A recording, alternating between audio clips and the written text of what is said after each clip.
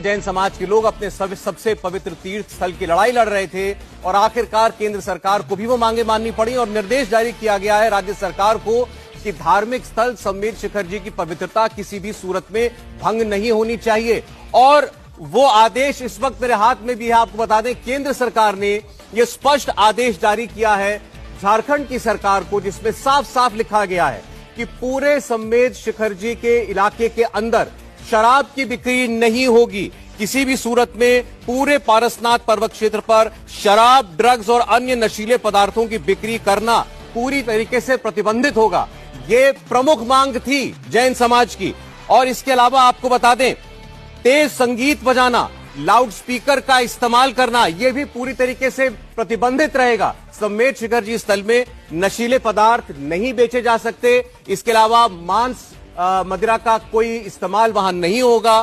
तेज आवाज में संगीत नहीं बजाया जा सकता, लाउडस्पीकर का उपयोग नहीं किया जा सकता। आपको बता दें, साथ साथ यह भी लिखा है कि धार्मिक और सांस्कृतिक महत्व के जितने पवित्र स्थल हैं, पवित्र स्मारक हैं, झीलें, चट्टानें, गुफाएं, मंदिर हैं, इन सब इलाकों की प्राकृतिक शांति को भंग करने पर भी पूर्णतः रोक लगानी पड़ेगी। यह निर्देश जारी किया गया है राज्य की सरकार को।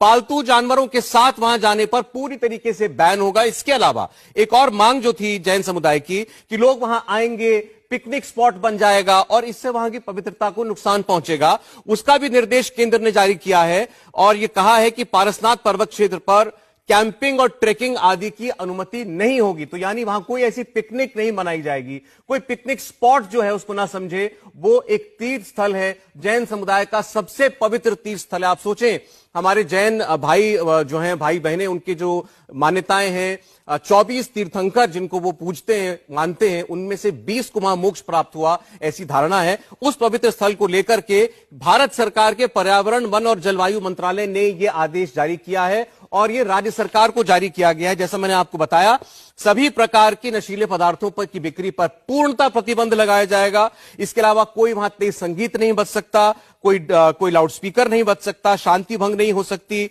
पालतू जानवर नहीं ले जाए जा सकते, कैंपिंग, ट्रेकिंग आदि नहीं की जा सकती, मांसाहार का उपयोग भी वहां पर नहीं हो सकता। इसके अलावा इसके आप दूसरे पन्ने पर आइए तो यहां जैन समुदाय की जो दो और बड़ी मांगे थी उनका जिक्र भी यहां पर किया गया है और शायद इससे काफी संतोष जैन समुदाय को मिलेगा।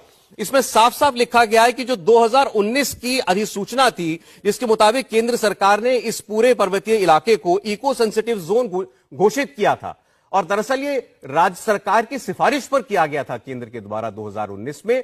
उसके खंड 3 के सारे प्रबंध